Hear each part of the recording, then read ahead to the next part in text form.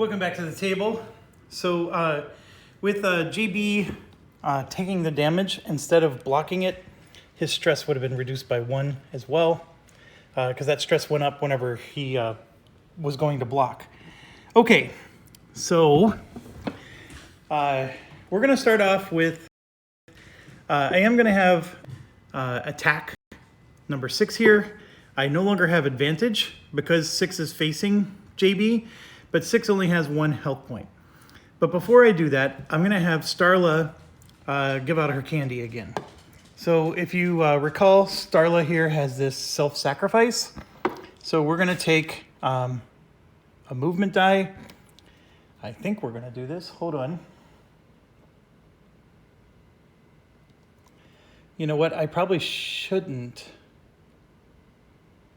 Just because I know I need her to do some damage to these other ships. It would be nice to get this candy out, though. And the candy goes to a range of 3. Yeah, we're going to do it. So we're going to take 1 hull damage. So Starla is down to 4 hull strength. And then I'm going to put the camera down here, and I got to go reach over the table.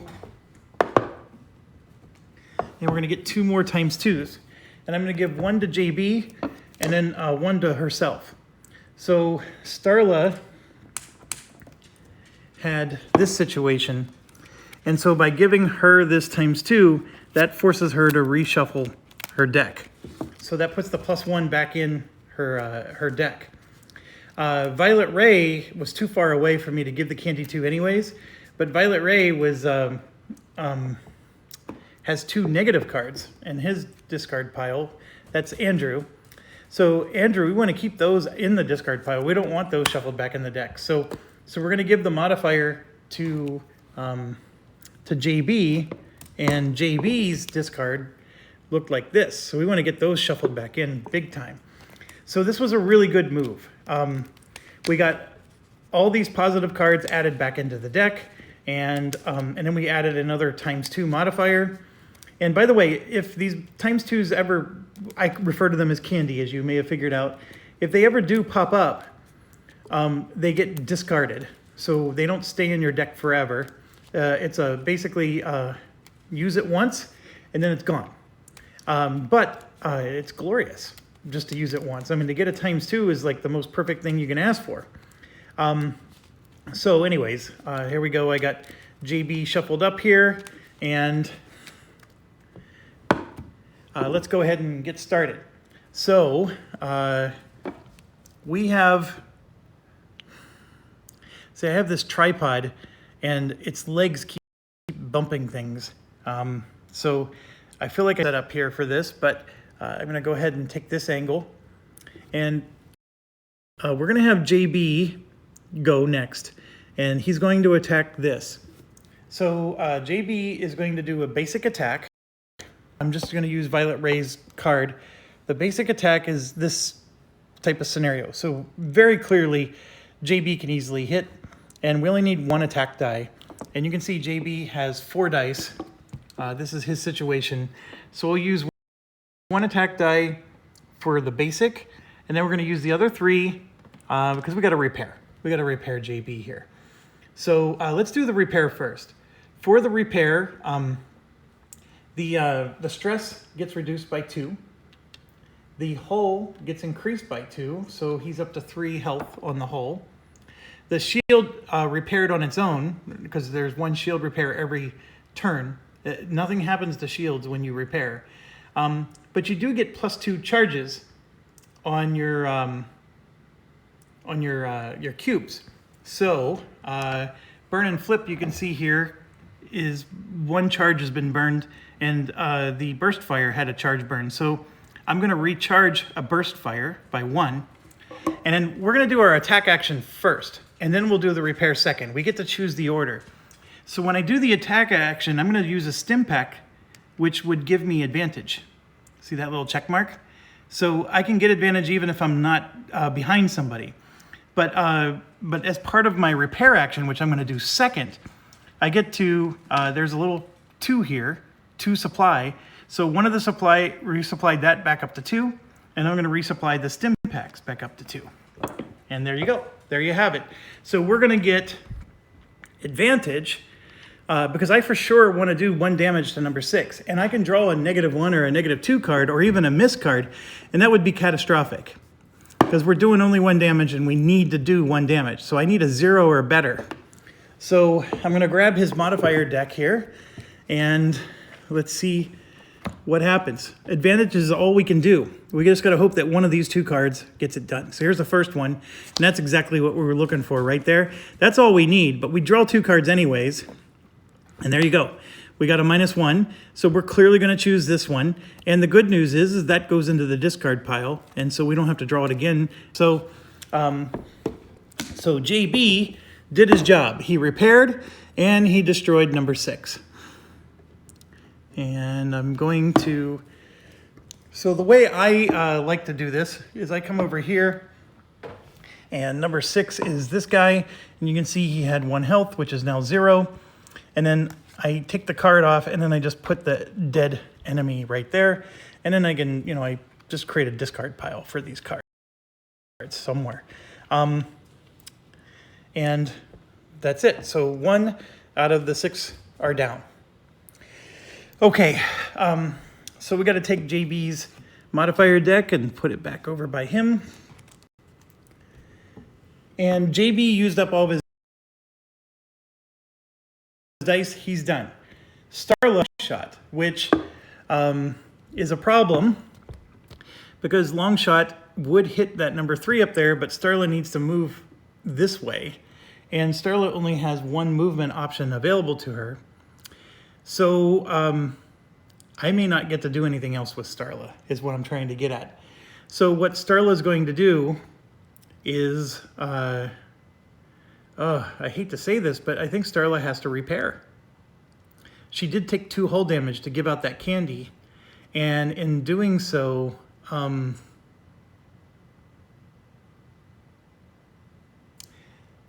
she has no way to hit anything.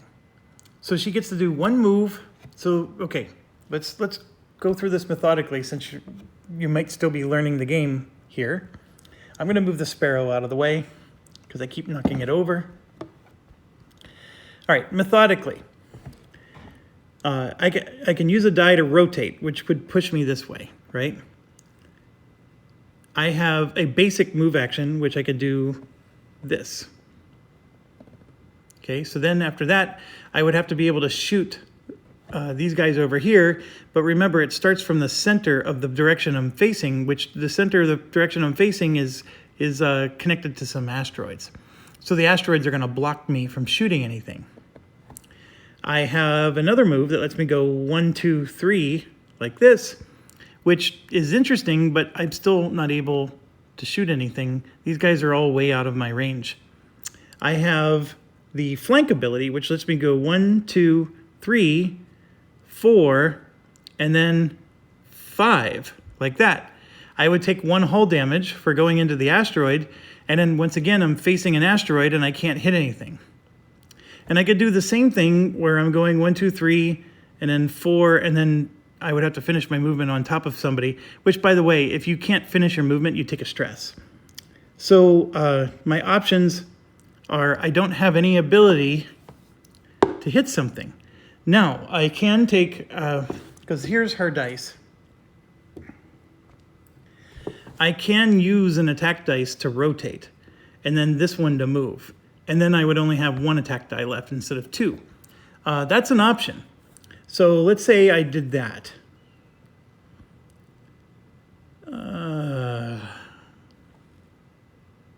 That would actually work.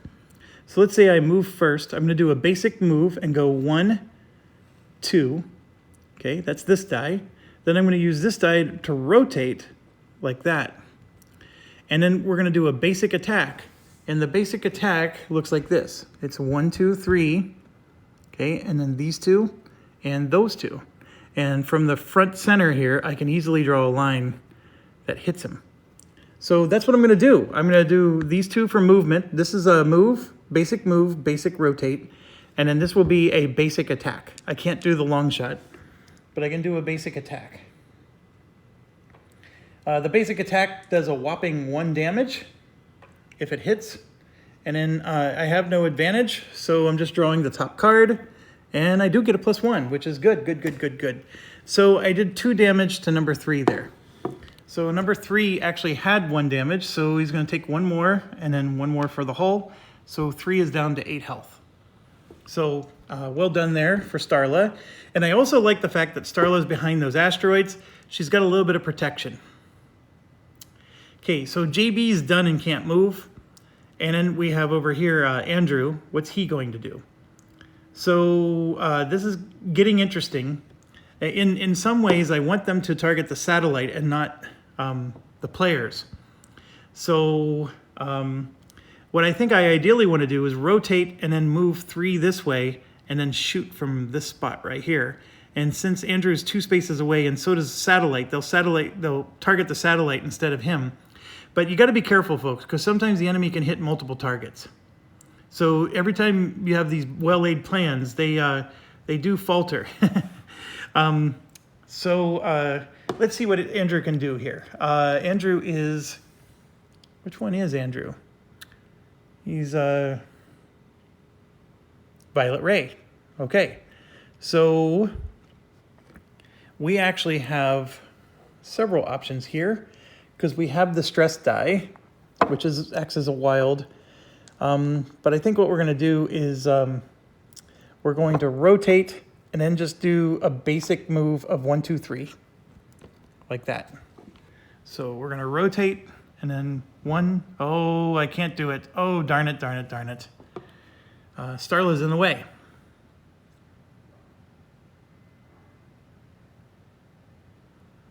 That does not work.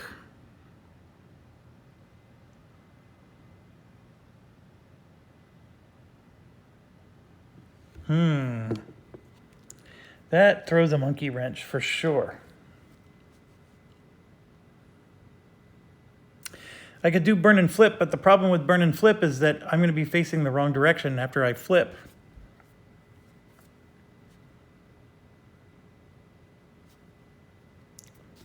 So let's try that. Let's say that I did a rotate with this, and then I did burn and flip with the stress die, which would increase my stress, Andrew's stress by 1. So the burn and flip would go 1, 2, 3, 4, but then it would flip him around so he's facing the wrong direction. But since I use the stress die, I get to rotate twice. So I can go 1, 2, and now I'm facing this way. And then I can do a proton blast. This is actually working out really well. I can do a proton blast where it uses an attack die and then either an attack or a move. So there's the move.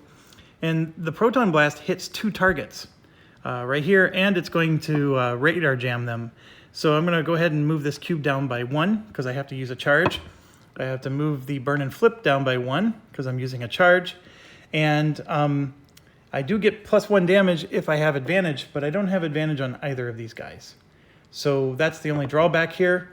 But I'm going to do 2 attacks, and I got to declare them in the order.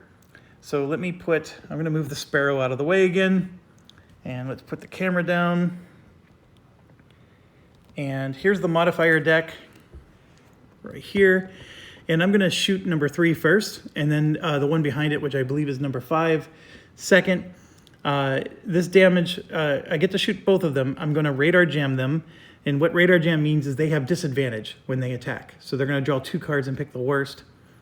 And then also, it also means that because I'm doing Proton Blast lets me hit 2 of the targets, it's 2 damage each is the base damage. So let's go for number 3 first. And I missed. Oh, bloody. So by missing, I didn't even, when you miss, you don't even apply the effect. So he's not even radar jammed. And then the miss also requires me to reshuffle my deck. So all those negative cards I was just telling you about that I was glad was out of my deck, they're gone. So I drew a miss, and of course, it's a part of this game. It's amazing how much you draw that miss card, considering the fact that there's like 25 cards in this deck. And I feel like I draw this miss card more than anything else in this game. So here we go. Now we're going to try to hit number 5, and I drew a -1, which stinks because that's one of the ones we just shuffled back in. And so we did a whopping 1 damage to number 5, and I will at least apply it to him. So number 5 is full health, so he's down to 2 shields. So that was a really awful attack. But the only thing that's saving grace here is that they're going to target the satellite instead of him, because the satellite is just as far away as he is. But if we draw anything that lets them attack multiple people, Andrew is in big trouble. Okay, so then all we have left is Jaredin, which is Josh. And Josh is here. And remember, Josh drew, he rolled dice that was horrible. He has 3 movement dice and only 1 stun. So what I could do is I could stun number 1 there to my right, which might be worth doing. Or I can go over to the left and try to stun 3 or 5. And by stunning 3 or 5, I'm then allowing 1 to do whatever he wants. And I'm basically banking on the fact that I'm going to be far enough away from number 1 that he won't hit anything. Because he is pretty far away from everything. So here's what I'm thinking. I'm thinking I'm going to...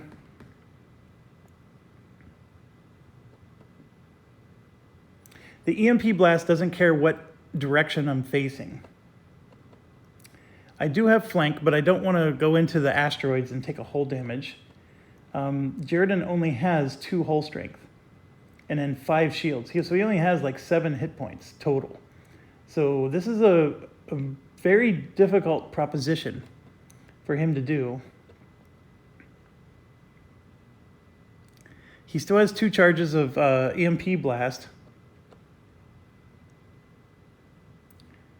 So I'm going to use 1 movement die to move up and over. Then we're going to do an EMP blast, and I'm going to EMP number 3.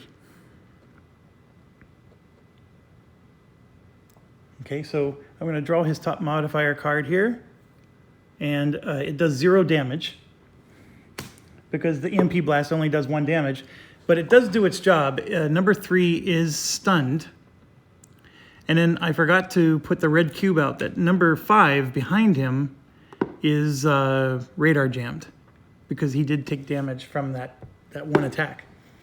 Okay, so the EMP blast is down to 1 charge remaining. We stunned number 3, but I still have 2 movement dice left. So the first movement die is going to rotate him, and the second one, I'm going to do a 1-2. My back is facing them, but the satellite is closer, and hopefully they'll shoot the satellite. I'm a little worried about number 1 here, shooting at me, but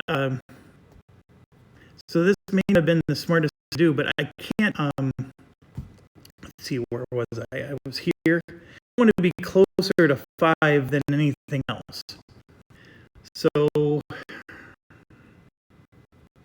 I could go, 1-2, and then 1-2, like get way up there, but then see, I'm super close to 5. And then if that was the case, I should have done 5 instead of 3. I didn't want to do that. So it's here. It is debated times, like sometimes you can move through these points, but in this case there's a giant satellite there, so you cannot move through A. I don't remember how I did it.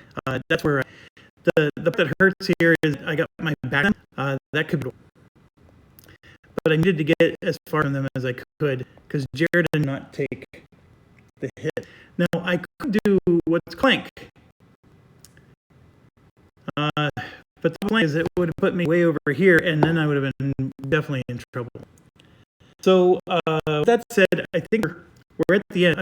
I've used all the dice for all 4 guys, and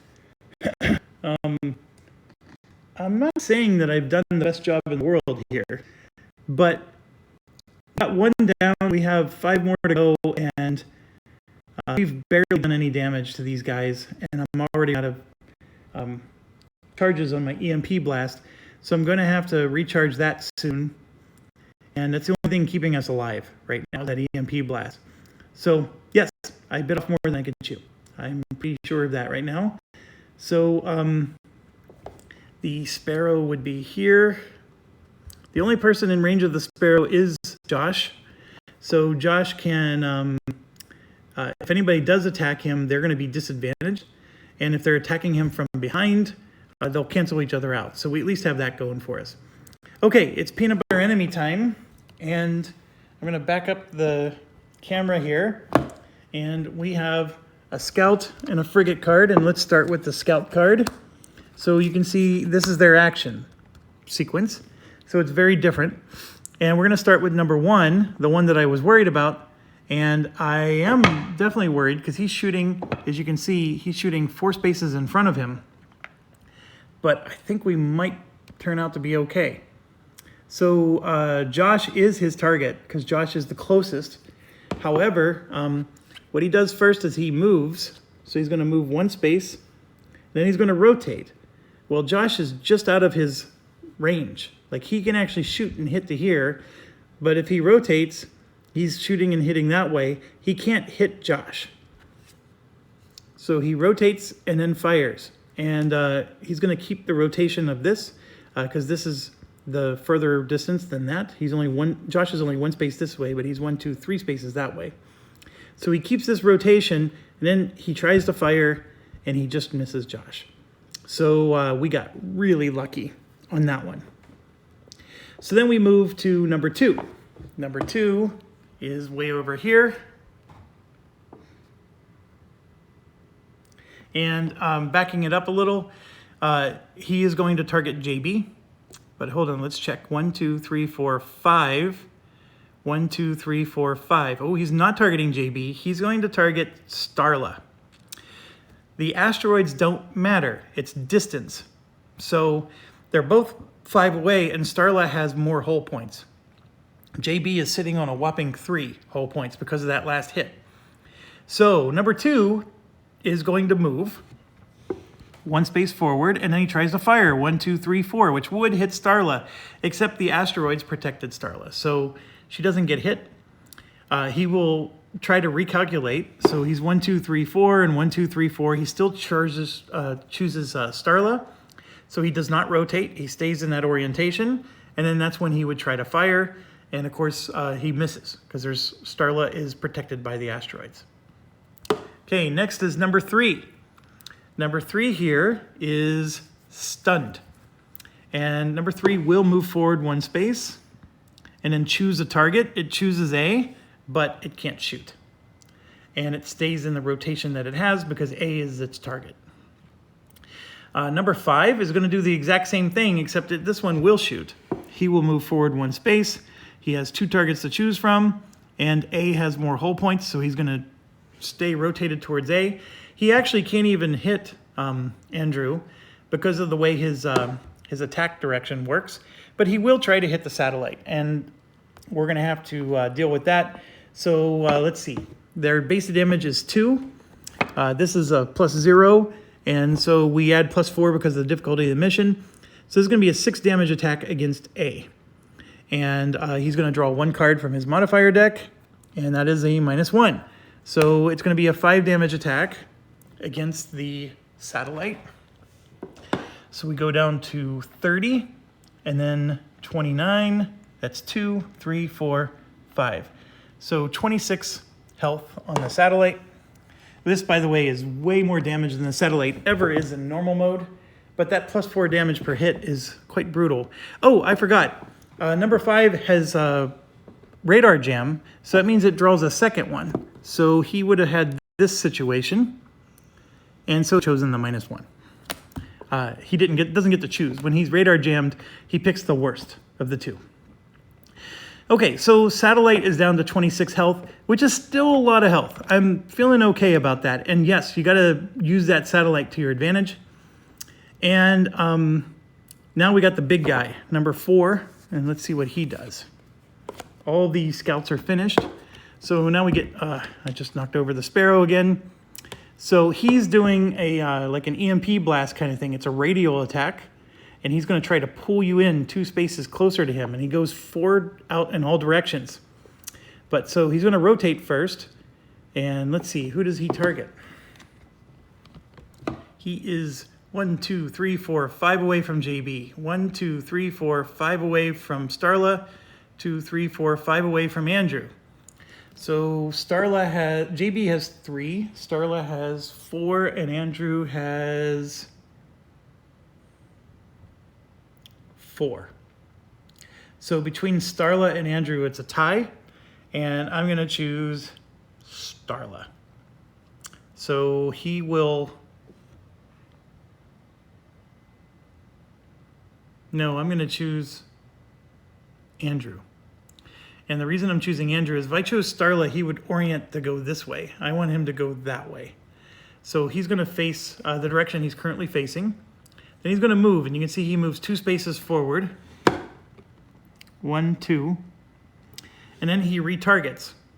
And here you can see he's hitting an infinite number of targets that are 4 spaces away, and he's gonna try to pull them in, but he rotates first. That part's fine. He would rotate like this, and then he's trying to pull targets 2 towards him. Now, this is the part that's interesting. In Gloomhaven, the whole idea of traps is when you pull somebody, you want to pull them through a trap so they take damage as they go towards you. But because of the whole line of sight concept in this game, every weapon has line of sight. The pull attack that this guy doesn't go through asteroids, so Starla's protected. Can't get pulled through the asteroid belt, which sort of defeats the whole point of a pull attack.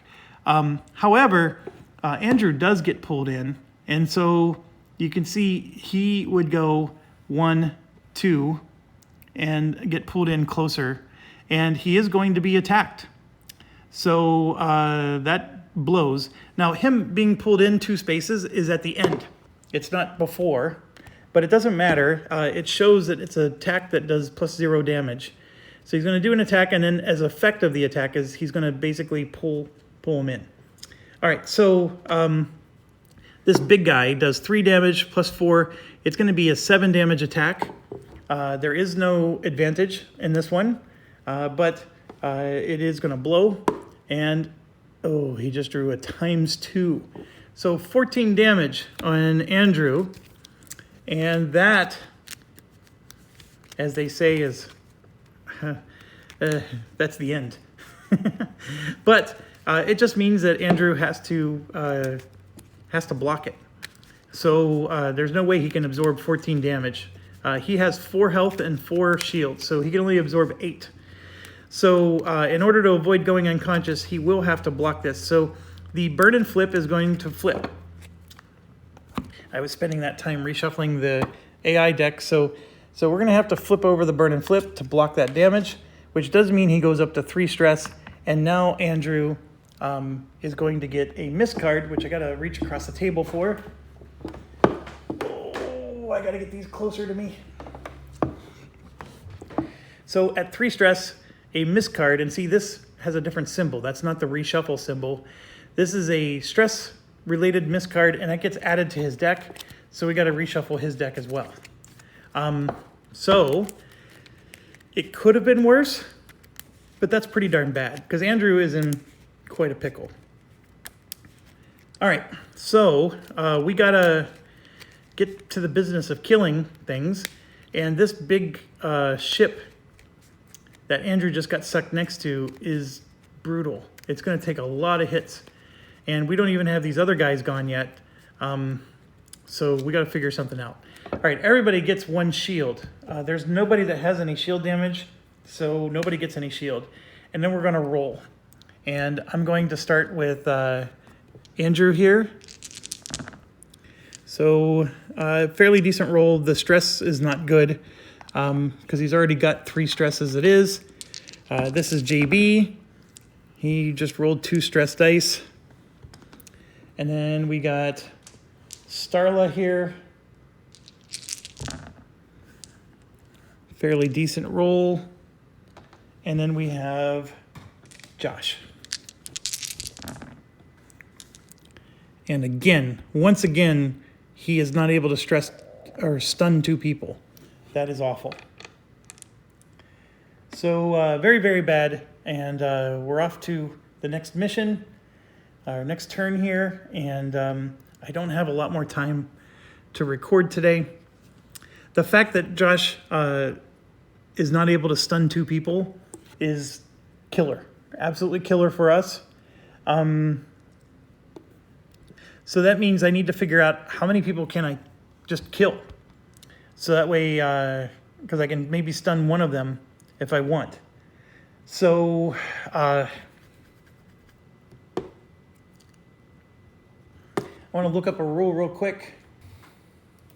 Okay, the rule I wanted to look up is when you do the repair action and you get the 2 supply points, can I put both of them towards the same thing? And the answer is no. You have to put 1 to 2 different things.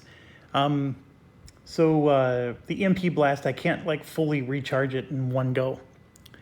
But what I think I can do though, is I can still EMP blast something with my 1 and then use the other 3 dice to recharge or repair. Now, doesn't have any damage, doesn't have any stress, but I can recharge that EMP blast by 1 if I do this. And so that's the idea. I'm not saying it's a great idea. I'm just saying it's something that I can do because I don't know what else to do. Well, I am facing the wrong direction, so those 3 move dice might be nice just to get manipulated around. But I'm very disappointed in that particular piece. But I think what I want to do is I want to start with Starla because she's positioned to hit something right away. What's interesting is so is Andrew, but Andrew, of course, can't afford to keep taking hits. He's way behind enemy lines here. But let's look at Andrew first. So Andrew has 4 dice. And what I'm thinking of doing is I'm going to do a basic move and then a rotate and then a proton blast, which is going to put Andrew really in harm's way. But I don't think there's much I can do about it. The proton blast will reduce the charge by 1, and I do have proximity exploit, so I'm going to be able to increase the damage by 1 since I have advantage. So I'll show you how this is all going to work. So the basic move would be this, 1, 2. Then the rotate would be 2 that way. And then I'm going to proton blast this way, and I'm going to hit these 2 targets, 5 and 3. And I get to add +1 damage to one of them. And the one I'm going to add +1 damage to is number 3, because we need to kill 3 before anybody else. So that's my mission. But that's going to leave me, number 4 is going to for sure target me. And it's ugly. It's very, very ugly. But I think I have to do this because of where he's at. And I need to kill these other guys because it's going to get worse and worse. If I get him down to just 1 guy, then I can survive this. Having all these guys still alive at this point is what's killing me here. So let's do that. I'm going to pull the camera back, get out the modifier deck. So we're going to go after number 5 first. I have advantage against both of them, but number 3 is the one that I chose to do the +1 damage with my proximity exploit. So let's go ahead and do number 5 first. So here's the first card, and then the second card. So 2 zeros. So I just did 2 damage to number 5, and he is radar jammed, which I forgot to remove it from last time. So number 5 goes down to 0 shields, but he still has 9 hull, and the radar jam's going to stay. I forgot to remove it. And number 3, assuming I hit him, is going to go from stun down to radar jam. That's assuming. And you can see he already has 0 shields, and he's at 8 hull. So let's see what we do to number 3 right now. And remember, the base damage is 2. I added +1 for 3, and then whatever we get here. Oh, there's a ×2 right there. So I'm going to choose that, and that means I reshuffle. Yes, that's the reshuffle symbol. That's not the candy that Starla gave him. And so he was at 3 damage. Remember, it was 2 + 1 is 3. And then the ×2 is going to be against that. So that's 6 total damage against number 3. So number 3 is going to drop from 8 down to 2. Almost dead. And I'm really liking this. So now we can do Starla. Starla is sitting here and has a straight shot on number 3. So let's see if Starla can finish off number 3. Starla will use her long shot. So let's look at her board here. Long shot requires 2 attack dice, so she will put 2 attack dice on here. And you can see it skips the first spot, but then it hits the next 3. It only hits 1 target, but it does 3 damage to that target. And she's already facing it, so I don't even need to use any rotation or any other dice. The self-sacrifice, by the way, is at 0 charges. So here we go. This is the modifier deck, so let's just stay here. There is no advantage, and we drew a 0, which is fine. So that means we just did 3 damage to number 3, and number 3 only had 2 health, so 1, 2, and boom. He's dead. So number 3 is gone. We got scratch another flat top. So 3 is done, and now we got everybody else left. So Starla's sitting there with 2 dice. I really don't want to move her, but we could do. No, there's nothing that she can do. There's no basic attack or anything that can hit number 5 here. So Starla might just give up the rest of her dice. She has an attack that does 1, 2, 3. Oh no, actually the basic attack hits 1, 2, 3, and then these 2. So yeah, she's gonna go ahead and do a basic attack. You can see the symbol here. So 1, 2, 3, and then those 2. So she's gonna use an attack die and a stress. So she has to gain 1 stress, and it's gonna hit 1 target for 2 damage. And we're gonna go after number 5, but number 5 is not advantage or anything, so it's just whatever's on top. And she drew another 0. So 2 more damage to number 5, and that drops it down to 7 health. Okay, so that's Starla.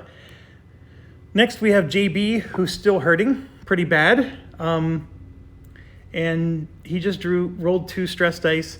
And then we have Josh, who really can't do a whole lot of damage and can only stun 1 person if he does anything at all.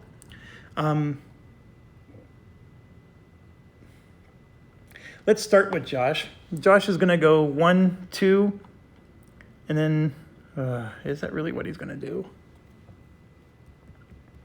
He's gonna rotate and then go 1, 2, like that, and then he's stuck. Is that what he wants to do?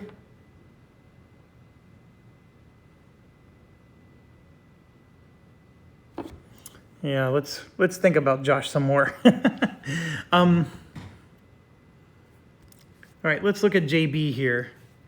JB is still not out of the woods. He's only got 3 hull strength. He could try to repair 1 more time. The problem... You know what? Here's what we're going to do. We're going to get into the thick of it. So JB is going to have to rotate for 1 stress. And then he's going to move forward 3 spaces for another stress. And then he's going to burst fire for 3 damage.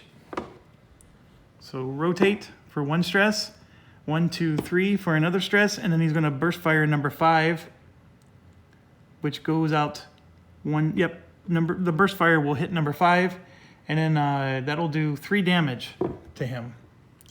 So we're going to draw the top card of the modifier deck. We just drew a +1, so we just did 4 damage to number 5, which is not enough. It's 7, 1, 2, 3, 4. You can see in a normal game, these guys would already be dead. But for number 5, JB did not finish him off. Now, why did I put JB in harm's way? Well, it's the same principle. JB is same number of spaces away as the satellite, and the satellite has more hull points. So JB will not be targeted. At least theoretically, it's not going to be targeted. And then anything to take the pressure off of number 5 attacking Andrew in the back would be helpful. Plus, like I said, we got to kill these things. And then getting JB out of this side is going to make it so that elite guy, number 2, doesn't come around. I want him to go through the asteroids. This guy over here, I'm not as worried about. Like, if I can get Josh out of the way, then that guy over there becomes a non-problem. So for Josh, what I think I'm going to do is I'm going to use 1 die to flank. So we're going to drop a charge there. Then we're going to use 3 dice to just repair. Now, I could use 1 die to EMP blast and then repair. So if I EMP blast, I think the same principle that saved me from the big frigate is hurting me here. Remember, it's still from the front center, so I would have to draw a line through A, which is you can't do, to get to number 5 back here. So I can't EMP blast behind me because he's blocking the charge, sort of the way an asteroid belt would. So I can't EMP blast him, and then this one is 1 space too far away because I only go 3 spaces, right? Yeah, 3. So so what I'm going to do instead is I'm going to do what's called a flank, and that is 1, 2, 3, and then 4, and then 5. So he's really far away from the action, although technically he's right next to the Sparrow, right? He's far away from the action, but he's at least facing the right direction, and it only takes 1 move to shoot up 3 spaces, and then he's right in the thick of it. But I wanted to get him away from number 1. That's the first priority. And the second one is I need to recharge. So even though I don't have any damage or stress, I need to get my EMP blast back up. So I'm going to recharge that by 1 and then recharge this by 1. And so because I get 2 supply when I do this type of repair. So there you have it. That's my move. I'm really worried about Andrew. And beyond that, let's see what they do. I'm at 42 minutes, so I got to end here. I'm going to have to do the enemy movement next round or next video. Thanks for watching. As always, stay awesome.